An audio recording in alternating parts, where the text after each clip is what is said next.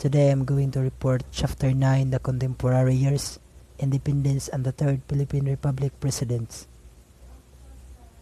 Sergio Biloso Osmeña, born on September 9, 1878, died on October 19, 1961. Term, August 1, 1944 to May 28, 1946. Sergio Osmeña was the second president of the Philippines Commonwealth and a distinguished statesman. He leads the country in its initial stage of political maturation by his honest and selfless devotion to public service. On September 9, 1878, he was born in the island of Cebu. In 1889, he entered the San Carlos Seminary in Cebu and then earned his bachelor degree from San Juan de Letran College. His school was interrupted due to Revolution and Filipino-American War in 1896. On February 20, 1903, Sergio Osmeña continued studies and passed the bar exam. On March 5, 1906, he was elected as provincial governor of Cebu and became president of the first convention of provincial governors, which urged eventual independence. In 1907, Sergio Osmeña elected Speaker of Assembly, a post he held for 9 years. Together with Manuel L. Quezon, he formed Nacionalista Party. Osmeña, together with Manuel Rojas, headed the 9th independence mission to the United States, which culminated in the passage by the U.S. Congress of the Hair Hose Cutting Act on January 17, 1933. Quezon succeeded obtaining a modified version of the Hair Hose Cutting Act, the Tidings-McDuffie Act, which provided for complete independence 10 years after the inauguration of the Commonwealth in 1934. 1935, Osmeña ran for vice president and won. Commonwealth government was inaugurated on November 15, 1935, and in November 15, 1943, so humble and self-sacrificing was Osmeña that when Quezon's term ended. On October 25, 1944, after a victorious landing on Leyte, General Douglas MacArthur handed the reins of civil government to Osmeña, who had become president after Quezon's death on August 1, 1943. Osmeña hoped the Philippines' independence would be granted on August 30, 1945, but the U.S. Congress and President Franklin Roosevelt had already fixed the date of independence as July 4, 1946. Osmeña's perseverance and quiet style of working did not appeal to General MacArthur or to Commissioner Paul V. McNutt, both of whom supported Rojas in his bid for presidency for election of April 23, 1945. Achievements of Sergio Biloso Osmeña. Political. Fourth President of the Republic of the Philippines from August 1, 1944 to May 28, 1946. He also second President of the Commonwealth from November 15, 1935 to August 1, 1944. And Senator of the Philippines formed the 10th Senatorial District from 1922 to November 15, 1935. And also the first Speaker of the House of Representatives from October 16, 1907 to 1922. Governor of Cebu from 1901 to October 16, 1907. First Visayan to become the President of the Philippines. And also, he People's Court. Rehabilitation of Philippine National Bank. Republic Act No. 672 states that rehabilitating a Philippine National Bank, Foreign Relations Office. Is this connection President Osmeña entered into an agreement to United States government to send 5 Filipino trainees to United States. International banking. On December 5, 1945, President Osmeña appointed Resident Commissioner Carlos P. Romulo as his representative to accept Philippine membership in the International Monetary Fund. Bill Trade Act. The act gave to the Philippines 8 years of free trade with the United States, then 20 years during which tariff would be up gradually until they were line with the rest of American tariff policy. The great aid of the legislation meant for the Philippines was coupled with that to be obtained from recently passed Tidings Damage Bill, which provided with some $900 million for payment of war damage, of which 1 million had been earmarked to compensate for church losses. So those the history about Sergio Biloso Osmeña, the second president of the Commonwealth.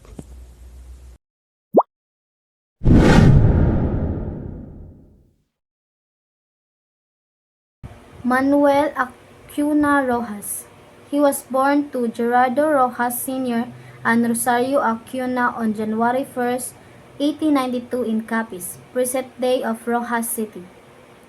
He was posthumous child for his father Gerardo had been mortally wounded by Spanish guardias civiles the year before, leaving him and his older brother Mamerto to be raised by their mother and Don Eleuterio, their maternal grandfather. So si Manuel Acuna Rojas, anak siya pag January 1, 1892 sa Capiz. Namatay siya sa adtong April 15, 1948. Anak siya ni Gerardo Rojas Sr. and Rosario Acuna. Early life and political rise. Rojas began his career in politics as a young man, serving as governor of Capiz and then as a member of the Philippine House of Representatives. Nagsugod iyahang career sa kining politics as a kanang ulitaw pa siya. Nag-serve siya sa governor sa Capiz og membro siya sa Philippine House of Representatives.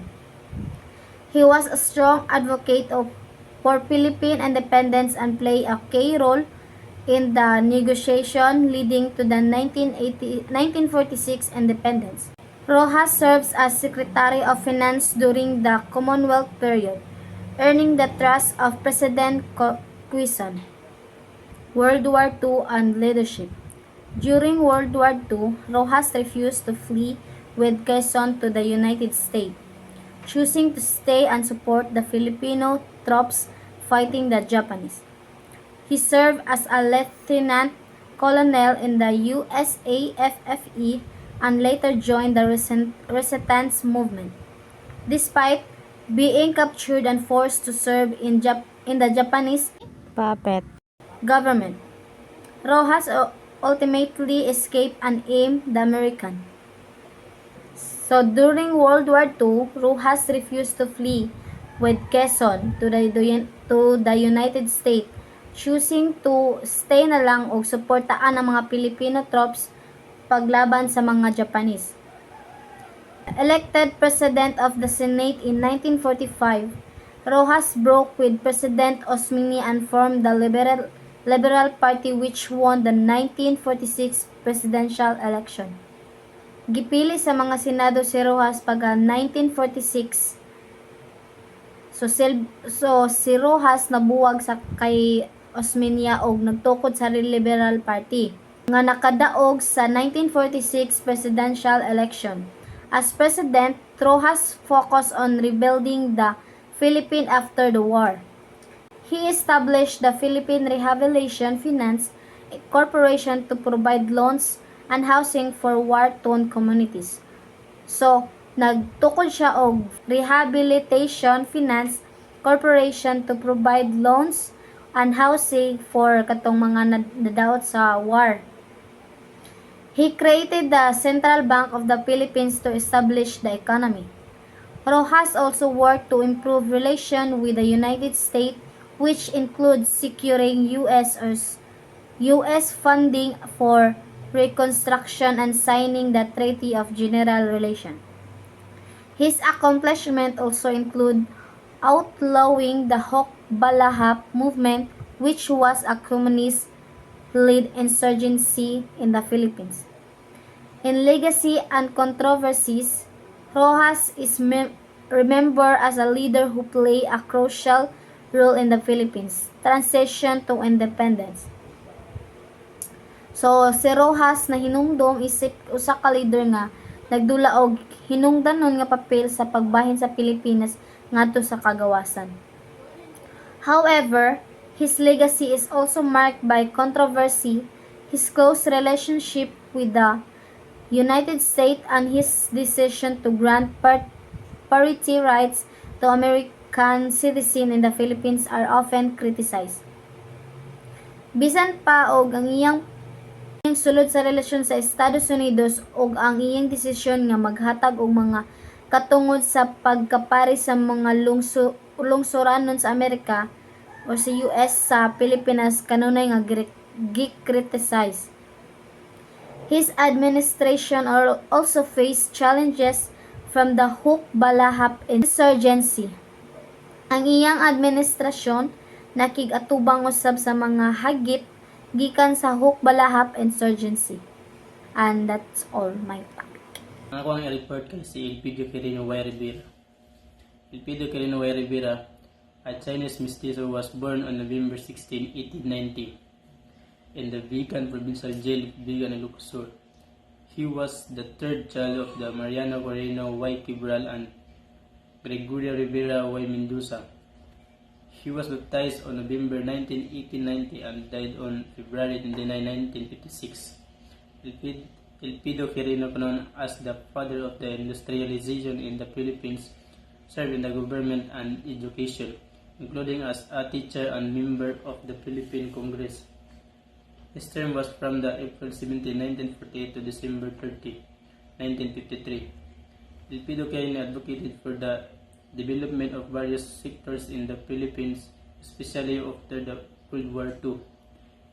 He significantly contributed to national rebuilding and improved governance and economic conditions. Despite the health, Elpidio Quirino ran for re-election in 1953. Defense Secretary Ramon Magsaysay resigned in protest over Quirino allied corruption and joined the opposition National Party. Party Rights Amendment passed on March 11, 1947.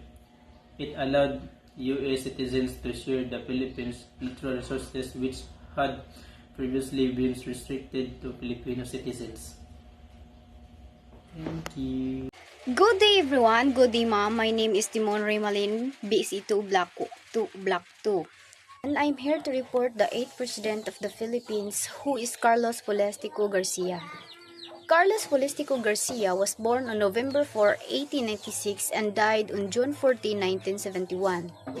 His term as 8th President of the Philippines was on March 18, 1957 to December 20, 1961. Carlos Polestico Garcia was born in Talibon, Bohol on November 4, 1896. His parents were Policronio Garcia and Ambrosia Polestico, both from Bangged, Abra. His father was town mayor for 4 terms. He was married to Leonela de Matiga. He took law courses at Selemen University in 1918 to 1919 and graduated with a law degree from the Philippine Law School. He topped the bar examination in 1923. He was elected for 3 terms from 1925 to 1931 as representative of the 3rd District of Bohol. He served for 3 terms as a governor of Bohol Province from 1933 to 1941. For 13 years, 1941 to 1954, Garcia served in the Senate of the Philippines. Garcia designed the Filipino First policy to regain economic independence. He was noted for the enunciation of the Filipino First policy intended to complete and guarantee Philippine economic independence and sovereignty. During World War II in May 1942, Garcia was hunted by the Japanese military authority. May 1945, Garcia was a delegate to the World Conference at San Francisco to draft the Charter of the United Nations Organization. On 1954, he acted as presiding officer of the Southeast Asia Treaty Organization Conference in Manila, which preceded Manila Treaty and the Pacific Charter. In 1947, to 1953, Garcia was a vice president of the Nacionalista Party Directorate and also served as Secretary of Foreign Affairs in the cabinet. He became chairman and a member of numerous key committees. From 1946 to 1951, Garcia served as minority floor leader of the Senate. On March 17, 1957, when President Magsaysay died, Garcia became his successor. In the elections of 1957, Garcia won over other three candidates and became fourth president of the republic since its independence in 1946. Garcia's main achievements before he became president involves his activities as foreign policy expert for the government. As Secretary for Foreign Affairs, he opened formal reparation negotiations to end the 9-year technical state of war between Japan and Philippines. Garcia acted as chairman of the 8th Indonesian Southeast Asia Security Conference on September 1954 in Manila, which led to the development of Southeast Asia Treaty Organization or SEATO. Its cardinal principles were to maintain and improve Philippine-American relations and to foster closer ties with our Asian neighbors. Garcia's administration was characterized by its austerity program and its insistence on a comprehensive nationalist party. On March 3, 1960, he affirmed the need for complete economic freedom and added that the government no longer would tolerate the dominance of foreign interests in national economy. Garcia was also credited with his role in reviving Filipino cultural arts. His achievements in political field was his activities as foreign policy expert for the government, which helped Philippines to gain its independence. And as Secretary of Foreign Affairs, he opened formal reparation negotiations between Japan and Philippines, lead to an agreement in April 1954. Garcia was a chairman in the Philippine delegation attacked communist promises in Asia during the Geneva Conference on Korea Unification and other Asia problems. And lastly, the promotion of international peace and harmony. In terms of economic, Garcia stabilized the economy by making the first Filipino policy which is designed to regain economic independence. In socio-cultural, he succeeded in the promotion of tourism and culture. The projection of Filipino culture through the world goodwill tours of the Bayanihan folk dance troupe and the other dance group, and the creation of Dr. Jose P. Rizal Continental Commission. And in terms of physical environment, he successfully added new useful establishments in the country. The main and feeder road networks have been improved and expanded. Constructions of the biggest hydroelectric plant in the Philippines in Benga. Domestic operations for Philippine cities and towns were improved by expanding existing landing fields to accommodate heavier traffic. And that's the history and the term of Carlos P. Garcia as 8th President of the Good day, ma'am. I am Miriam Orang from BSA Block 2. So my topic is all about a history of Diosdado Pangan Macapagal at the 9th President of the Philippines. Diosdado Pangan Macapagal, the 9th President of the Philippines, was born in Lubao, Pampanga on September 28, 1910. Despite among from a poor family, he excelled in his study, graduating valedictorian and salutatorian from elementary and high school, respectively. He pursued a law initially at Philippine Law School on a scholarship, but was forced to quit due to health issue and lack of funds. He later resumed his studies at the University of Santo Tomas, graduating with a Bachelor of Law degree in 1936 and topping the bar exam.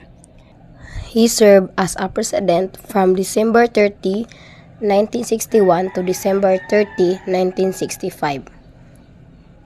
After his law degree, Diosdado Macapagal pursued further education, earning a Master of Law, a Doctor of Civil Law in economics. He served in the Philippine Congress, authoring and sponsoring legislation aimed to improving rural areas.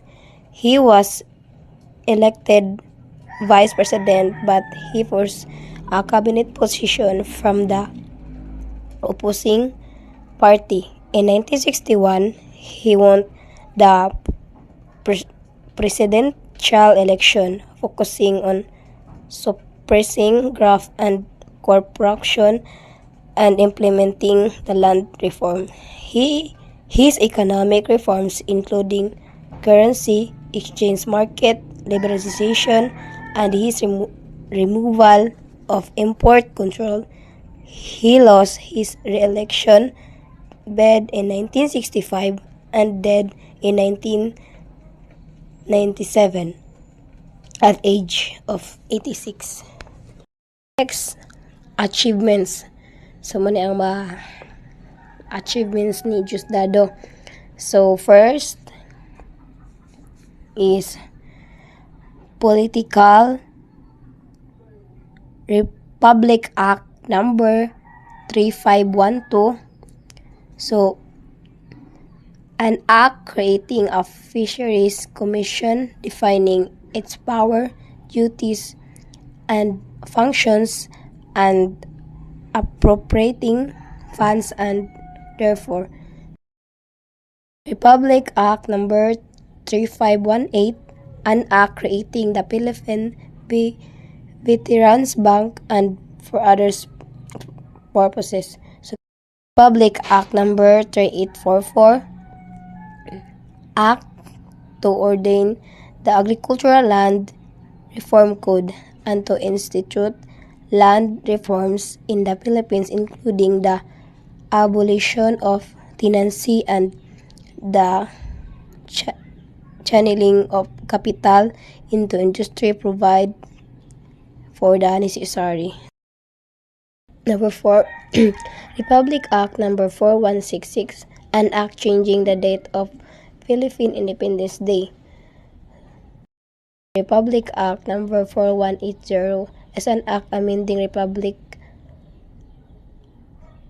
Act numbered 602, otherwise as known as the minimum wage law, by raising the minimum wage for certain workers and for other purposes.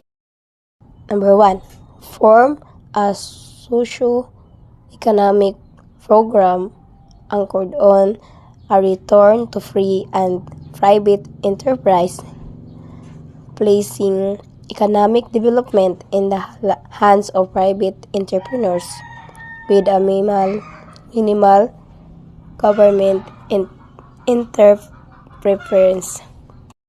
Philippine peso was allowed to float on a free currency exchanging market. Number 3, he signed a central bank decree abolishing exchange control and returning the country to free enterprise. So next, number 4, Macapagal was able to achieve steady economic progress and annual GDP growth average at 5.15% for 1962-65. Socio-cultural. Free enterprise was restored with a decontrol. The 5-year economic program had been prescribed. Land reform, abolishing tenancy has been launched. This will be essentially foundations for economic and social progress for the greatest number. Number 2, the use of Filipino language in passport and other diplomatic credentials and school diplomas, traffic signs, and stamp. Sunod, the date of celebration of Independence Day in Philippines falls in July 4 to 12 of June. Physical environment, the Macapagal administration filed the official claim of the Philippines over Sarab, North Borneo on June 12, 1962 SD. Ma'am, that's all, and thank you.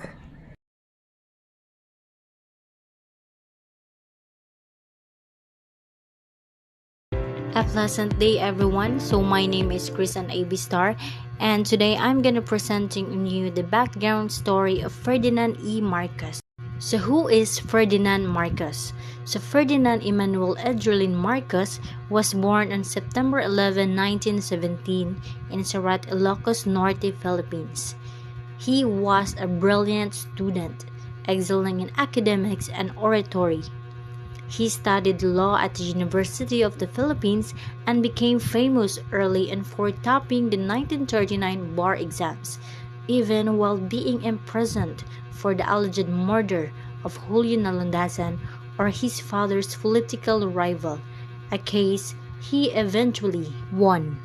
After the war, Marcos entered politics, becoming a member of the House of Representatives from 1949 to 1959. So it is 10 years. So then a senator for 1959 to 1965. He was elected as the 10th President of the Philippines in 1965 under the Nacionalista Party, defeating incumbent President Diosdado Macapagal. So Marcos was re-elected in 1969, the first Philippine president to win a second term. However, his second term was marked by increasing social unrest, economic problems, and rising opposition. In 1972, Marcos declared martial law, citing threats from communist insurgents and civil disorder. So this allowed him to rule by decree, suppress dissent, and extend his power far beyond constitutional limits. So after that, Marcos lifted martial law in 1981 but remained in power until 1986, when he was overthrown by the People Power Revolution, a peaceful uprising supported by millions of Filipinos. So he fled to Hawaii with his family and died there on September 28, 1989. So today, his legacy remains deeply divisive in the Philippines, with some remembering him for his infrastructure projects and vision, while others condemned the repression, death, and the kleptocracy during his rule. So Ferdinand Marcos' wife is Imelda Marcos, played a major role in his regime. Known as the Iron Butterfly, she held powerful government positions and became infamous for her extravagant lifestyle, especially her collection of thousands of shoes, lavish parties, and overseas shopping sprees. Together, they became symbol of political excess and cronyism. So as opposition to Marcos grew, especially after the assassination of opposition leader Benigno Ninoy Aquino Jr. in 1983, public anger intensified. So in 1986, the People Power Revolution, or a peaceful uprising joined by millions of Filipinos, forced Marcos and his family to flee to Hawaii, where he lived in exile until his death on September 28, 1989. So despite his controversial legacy, the Marcos family eventually returned to politics. His son Ferdinand Bongbong Marcos Jr. was elected president in 2022, signaling a political comeback for the Marcos name. And that's all occupied the background story of Ferdinand E. Marcos. Hope that you learned something that you could apply in real life. Thank you. Good day, ma'am. So, I am Kimberly Eager, and I will be presenting my topic about Corazon Aquino. So, Corazon Aquino was the 11th president in the Philippines, and she is known as the mother of democracy and was born on January 25, 1933 and died on August 1, 2009. Her presidential term served from February 25, 1986 to June 30, 1992. She was the sixth child of Jose Cuanco and Doña Demetria Sumulo. Attended St. Scholastica's College, which was bombed during the World War II. Later transferred to Assumption Convent for her first year of high school. Graduated from the College of Mount St. Vincent in New York City. Corazon identified as a plain housewife, married to Senator Benigno Aquino Jr., a critical opponent of former President Ferdinand Marcos. In February 1986, Corazon Aquino ran against President Marcos. Aquino was declared the winner after protest claimed election fraud, resulted in Aquino becoming president through the People Power Revolution on February 25, 1986. In October 15, 1986, so draft of the new constitution was approved by the commission. On February 2, 1987, so the constitution ratified through a national plebiscite with about 40% of votes being negative. Despite electoral confidence in May, her presidency faced military unrest and political discontent. Aquino chose not to run in the May 1992 elections. Instead, endorsed Fidel V. Ramos as her successor. So her achievements is in politics, so Proclamation number 3, established a revolutionary government, abolished the 1973 Constitution, and reinstated the 1986 Freedom Constitution pending a new constitution ratified by the people. So promulgated the Family Code and Administrative Code to reform civil laws. Enacted the 1991 Local Government Code to devolve powers to local government units. Closed down Marcos' legislative bodies to prevent opposition interference and reorganized the Supreme Court. And for the economic, so paid off $4 billion in outstanding debts to improve international credit ratings. Achieved a positive growth of 3.4% in the first year with inflation at 17% and slightly higher unemployment compared to previous administrations. The average economic growth from 1986 to 1992 was 3.8%. Thank you. Pagka Marso 18, 1928 sa Lingayen, Pangasinan. Iyang amahan kay si Narciso Ramos, usa ka Secretary of Foreign Affairs, and his mother, Angela Valdez Ramos, was related to the Valdez clan of Batac, Ilocos Norte, making him a second cousin of Ferdinand Marcos. So si Ramos is nag-eskwela sa Centro Escolar University in Manila, sa United States Military Academy sa West Point. So nakahuman siya pagka 1950 at the University of Illinois, kung dis-a nakakuha siya og master's degree sa civil engineering. Nakakuha po siya og master degree sa National Defense College of the Philippines at Ateneo de Manila. So gipakaslan ni Ramos si Amelita Martinez noong October 21, 1954 og naa sila 5 kabuk anak nga pulos babae. Then Ramos fought in the Korean War and was present in the Vietnam War, and he received several military awards, including the Philippine Legion of Honor and the United States Legion of Merit.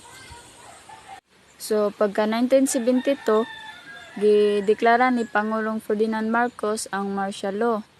So, pinamunuan ni Ramos ang Philippine Constabulary and Integrated National Police ug siya ang responsable sa pag-aresto sa mga kontra sa politika ug mga aktivista. Pero iyahang gisigurado nga tratuhon niya og tarong og makataw ang iyang mga kining gipang-aresto. So, noong 1981, wa gipili ni Marcos si Ramos bilang Chief of Staff ng Armed Forces of the Philippines at sa halip ay hinirang si General Fabian Ver. Naging Vice Chief of Staff si Ramos noong 1982 nang masangkot si Ver sa pagpatay kay Benigno Aquino Jr. noong 1983. Pansamantalang naging acting AFP Chief of Staff si Ramos at ibinalik si Ver noong 1985 matapos maabsuelto. So pagka February 22, 1986, si Ramos og ang ilahang Minister Enrile is nagprotesta sa ilang giingon nga pagpanglimbong ni Marcos sa eleksyon sa pagka-presidente ug ilang gibawi ang ilahang mga suporta. So, pagka February 25, 1986, ang revolusyon is nahuman or nagtapos pinaagi sa pag-adto ni Marcos sa Hawaii ug si Aquino ang nahimong presidente.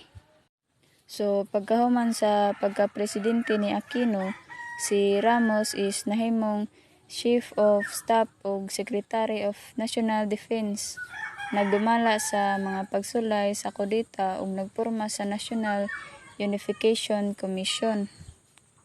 So pagka 1991 is gipahayag ni Ramos ang iyang kandidatura sa pagka-presidente o gitukod ang Partido Lakas Tao ug nagporma og anang coalition alang sa mga economic reforms and national security. So, pagka May 11, 1992, is nadaog si Ramos sa halalan ng Pangulo ug nakakuha siya og 23.58% na boto. So, pagka presidente ni Ramos, siya may pinaka oldest and first Protestant president achieving political stability and economic growth. Achievements: Ramos secured peace agreement, renewed investor confidence, and pushed for deregulation. So, sa panahon ng administrasyon ni Fidel V. Ramos noong 1992 to 1998, ang Pilipinas is naka-experience og economic growth, technological development, and political stability. So, si Ramos is nagpatupad ng mga reformang pang-ekonomiya o pangbuksan ang ekonomiya. Hikayatin ang pribadong negosyo, akitin ang pamumuhunan mula sa ibang bansa, at bawasan ang korupsyon. So, ito ang nagtulak upang tawagin ang Pilipinas na Asia's next economic tiger, na may magandang performance ang Philippine Stock Exchange noong kalagitnaan ng 90s. Ang kanyang bisyon na Pilipinas 2000 ay naglalayong iangat ang bansa. So, the Philippines 2000 program focus on 5 key areas. So, una kay peace and stability. Kaduha kay economic growth and sustainable development. Katulo kay energy and power generation. Ikaapat, environmental protection. And ikalima kay streamlined bureaucracy. The 1997 Asian financial crisis briefly interrupted the economic progress, but the economy rebounded by the end of Ramos' term. So, si Ramos, ang unang Christian Democrat na Pangulo at tagapagtatag ng Lakas CMD, ay tumanggap din ng honorary British knighthood. So, he was the first non-Catholic president of the Philippines and the most traveled president, securing approximately 20 billion US dollar in foreign investment. So he hosted the fourth APEC Leaders Summit in 1996 and oversaw the Philippines Centennial Independence celebration in 1998. So, ang mga pagtatangka na baguhin ang 1987 Constitution na Chacha ay humarap sa pagtutol mula kay Corazon Aquino at sa simbahang Katoliko. So, binatikos ng leftist group ang reformang pang-ekonomiya ni Ramos na itinuturing na artificial ang paglago ng ekonomiya sa kanyang termino at sinisi siya sa pagbagal ng ekonomiya ng Pilipinas noong 1997 East Asian Financial Crisis. So, mani siya ang mga achievements. Una kay ang political. Peacefully resolve internal armed conflicts with the Communist Party, National Democratic Front, New People's Army, and Moro National Liberation Front, or MNLF. Next is granted amnesty to rebel military officers and RAM members led by Colonel Gregorio Honasan. Next is created the Presidential Anti-Crime Commission or PACC on July 7, 1992, headed by Vice President Joseph Estrada, which neutralized numerous crime syndicates, drug lords, and gambling lords. Next is enacted the Migrant Workers and Overseas Filipinos Act of 1995, providing protection to millions of OFW. Next is economic.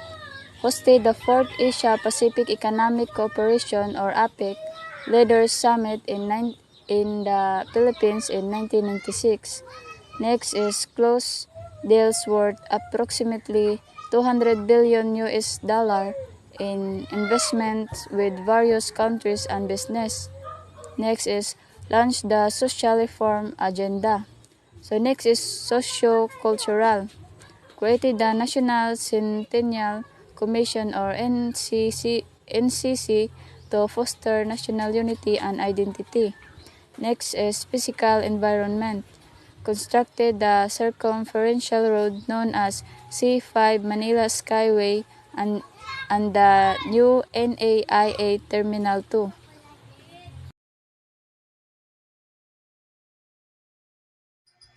Good day, ma'am. I'm Sheila Pagaran Galindez from BAC2 Black. Joseph Ejercito Estrada, born April 19, 1937. Term, June 30, 1998 to January 20, 2001. Joseph Ejercito Estrada was born on April 19, 1937 in Tondo, an urban district of Manila. In 1974, he founded the Movie Workers Welfare Foundation, which helped filmmakers through medical, hospitalization, surgery, and death benefits, livelihood, and alternative income opportunities and housing. In his 20s, he began a career as a drama actor. He adopted the drama name Joseph Estrada as his mother objective to his chosen career and his decision to quit schooling. In 1992, Joseph Estrada won the vice presidency, garnering more votes than his closest opponent, Ramon Meltra Jr.'s running mate, Marcelo Fernan. In May 1998, the country held another election for national and local officials. Presidency. In the morning of June 30, 1998, Joseph Estrada was sworn in by Supreme Court Justice Andres Narvas as the country's 13th president and the fifth republic's ERAP Foundation INC.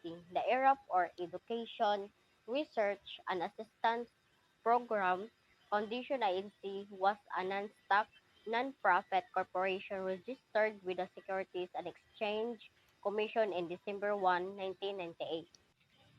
President Estrada pushed through a three-year building program which included the installation of 316 steel bridges in 78 provinces. The Metro Star or the MRT 3 along the stretch of EDSA finally made operational. Housing and Urban Development Coordinating Council or HUDCC spearheaded the government's low-cost housing project. The impeachment The anomalies and irregularities committed by Estrada and his cronies were exposed by the investigative media to the nation. On October 2000, Governor Luis Chavez Singson of Ilocos Sur. On October 18, 2000, an impeachment complaint was formally filed in the lower house against President Estrada. So, on November 13, Manny Villar, the Speaker of the House of Representatives, forwarded the impeachment complaint to the Senate. So Governor Singson further changed Estrada of extravagant spending. He alleged that Estrada gave one of his mistresses 13 million necklace and High, to whom he allegedly gave multi-million peso mansion. On Thursday, December 7, 2001, impeachment trial in Asia opened at 2 p.m. at the Senate. So the impeachment charges against ni President Estrada were bribery, graft and corruption, betrayal of public trust, and culpable violation of the Constitution. On January 17, 2001, a damaging evidence was about to be presented by the prosecutors about a secret bank account allegedly held by Estrada. EDSA to people power. The public perception that there was a deliberate suppression of the truth by his refusal of the two partisan pro-Arab senators to open the envelope, people began to gather at EDSA shrine at midnight of January 16, 2001. So, on a January 20, the militant segment of the EDSA forces marched towards Malacanang to force the issue. The plunder case. On September 12, 2007, the Sandigan Bayan finally gave its decision, finding Estrada not guilty on his perjury case but guilty of plunder beyond reasonable doubt. On October 25, 2007, President Gloria Macapagal Arroyo granted executive clemency to Joseph Estrada based on the recommendation by the Department of Justice or POG. Then the next day, after almost 7 years of detention, Joseph Estrada was finally released after the Sandigan Bayan promulgate the historical resolution. So next is achievements. Political 13 President of the Philippines. So ika-13 President of the Philippines si Joseph Ejercito Estrada. Number 2, in 1969, he became mayor of San Juan. Number 3, he won a seat in the Senate under the Grand Alliance for Democracy or GAD, placing 16th in the elections out of 24 winners in 1987. Next is in 1992, Joseph Estrada became the vice president. He was the chairman of President Ramos' Presidential Anti-Crime Commission or PACC. Estrada created the Presidential Anti-Organized Crime Task Force or POCTF. The next is muna yung physical environmental ni Joseph Estrada. Hi ma'am, good day. So I am Wensley Barcilo Enoch from BSA 2 Block 2. So my topic is Gloria Macapagal Arroyo. So Gloria Macapagal Arroyo is the 14th President of the Philippines. She was born in April 5, 1947. Ang term niya is January 2001 up to June 30, 2010. She spent early years in Lubao, Pampanga. Later lived in maternal grandmother in Iligan. So, ang iyang education is kaan siya kana Assumption Convent, Valedictorian siya ana, Georgetown University, Wall School of Foreign Service, Assumption College niya, Bachelor of Arts in Economics, magna cum laude. So, gabi ka bright. So, she is also a fluent in 6 language, which is the English, Tagalog, Spanish, Kapampangan, Ilocano, and Cebuano. She is also the daughter of politician Diosdado Macapagal. And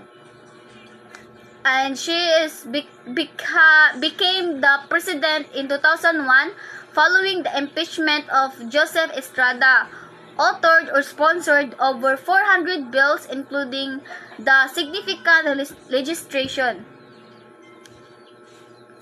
So, Gloria Macapagal Arroyo's first presidential term, 2001 to 2004, is ang EDSA 2.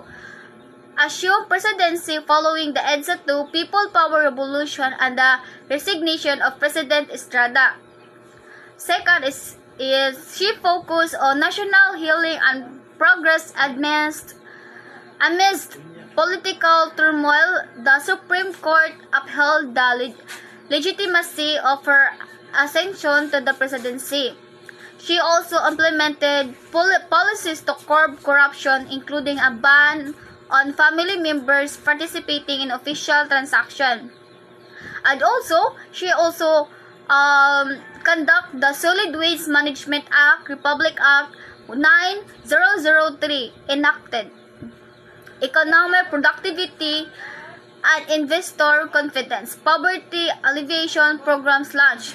So the summary of kanang Gloria Macapagal Arroyo first presidential is kanang upat ang iyang nagama sa iyang first presidential term, which is ang EDSA 2, Early Challenges, Governance, Economic Initiatives.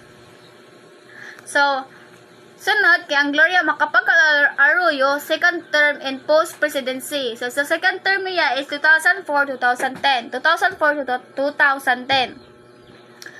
First niyang nabota is ang elected. So, na-elect na siya jagbalik. She is won a full 6-year term in a controversial election. Ang allegation sa niya is na siya gipanutubangan ani kay because she was faced allegations of cheating and electoral fraud. Audios recording surfaced allegedly indicating Arroyo's involvement in rigging in 2004 election. So, na allegations nga got cheat siya during the election mo tumurag kanang nadaog kitay siya inana.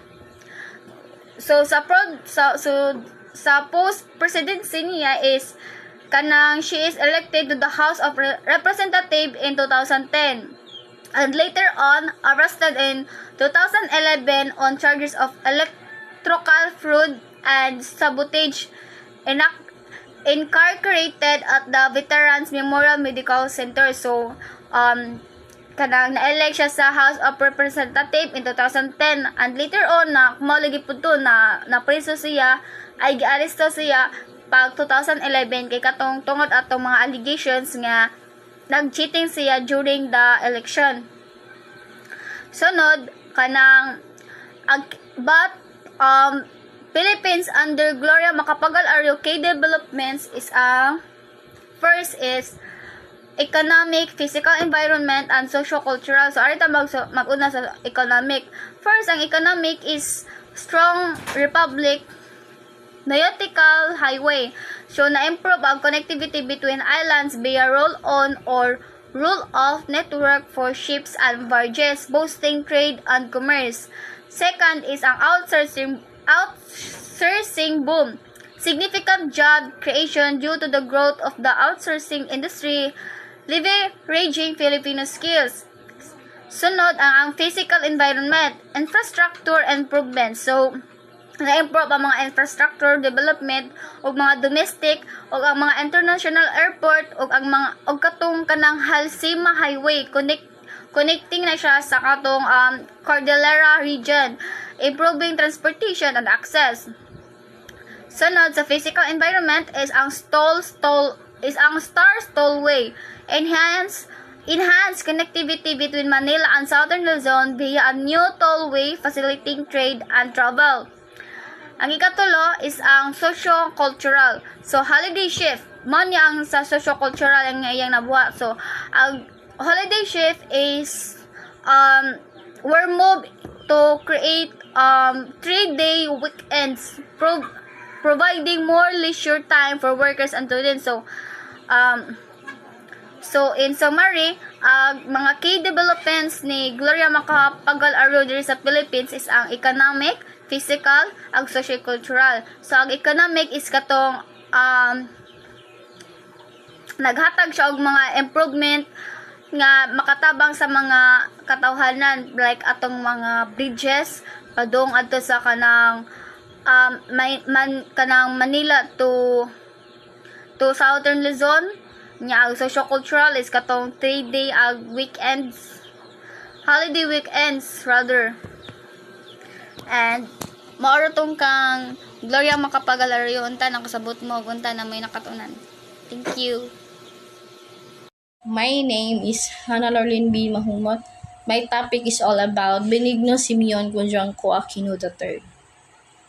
So, my topic is all about Benigno Simeon Conjunco Aquino III. So, background and early life.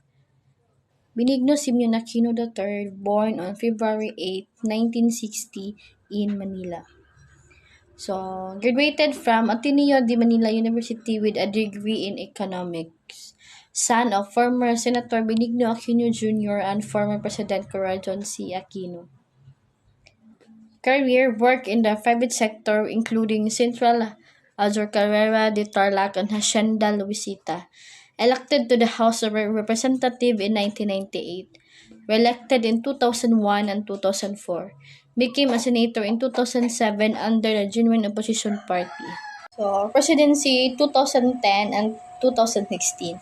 So, inauguration, first president to be sworn in by Associate Justice Conchita Carpio Morales instead of the Chief Justice due to his opposition to the controversial appointment of Renato Corona. Traditionally, it is the Chief Justice who administers the oath of office to the incoming President and Vice President. However, Aquino refused to allow Chief Justice Renato Corona to swear him into office due to Aquino's opposition to the midnight appointment of Corona by outgoing President Gloria Macapagal-Arroyo on May 12, 2010, 2 days after the 2010 elections and a month before Arroyo's term expired.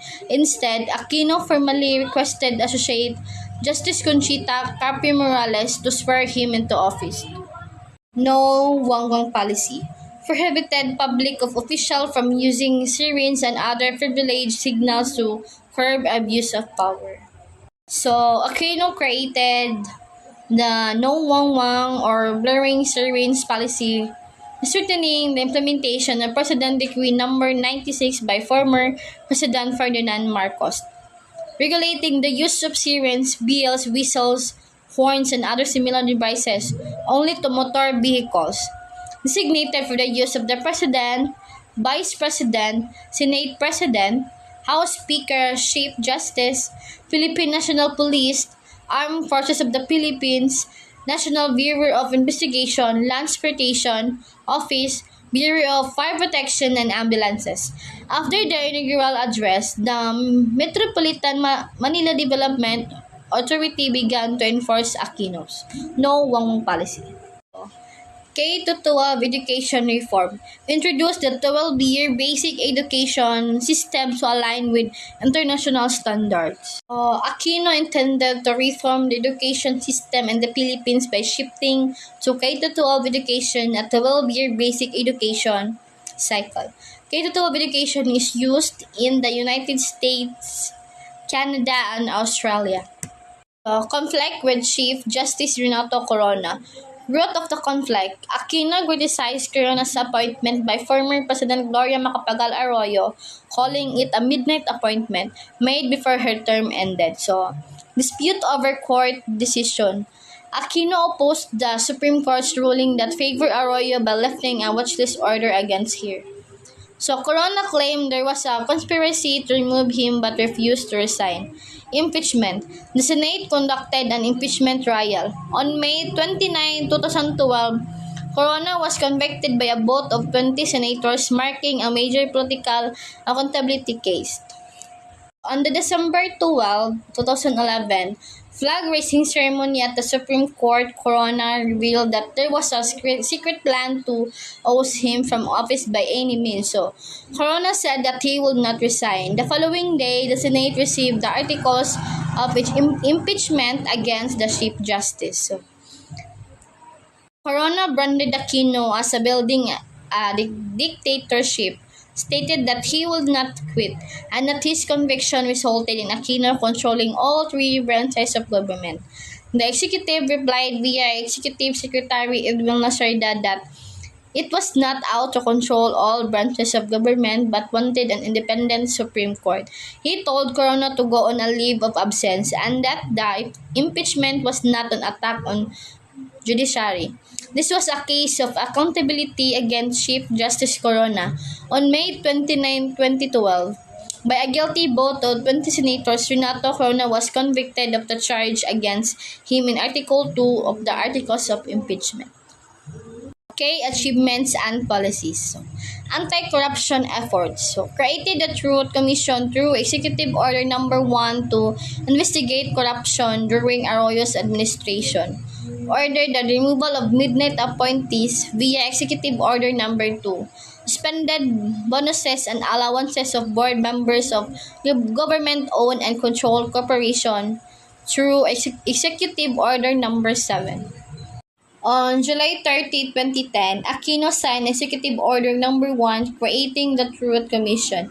So, the commission is tasked to investigate various anomalies and issues including graft and corruption allegations against the past administration, government officials and their compliances in the private sector during the last 9 years. On August 4, 2010, Aquino implemented Executive Order Number 2 ordering the immediate removal of all midnight appointments made by the previous administration for violating the 60-day constitutional ban on presidential appointments before a national election. September 8, 2010, Aquino signed Executive Order Number 7 ordering the suspension of all allowances, bonuses, and incentives of board members of government-owned and controlled corporation and government financial institution until December 31, 2010. So, President Noynoy Aquino is vigilant in his pursuit of truth, justice, and freedom, the fundamental principle that make democracy work in this country that his parents had likewise fought hard to restore. His commitment to preserve, strengthen, and continue their legacy is evident in his ways of running the government. Manila Hostage Crisis 2010.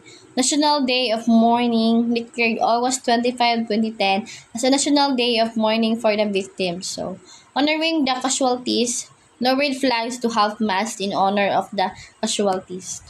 Accountability and transparency. Public service reforms. Implemented changes to improve government efficiency and responsiveness. Accountability measures. Established system to ensure officials were held responsible for their actions. So, transparent government advocated for a more transparent and accountable government promoting reforms in public services. Thank you. That's all.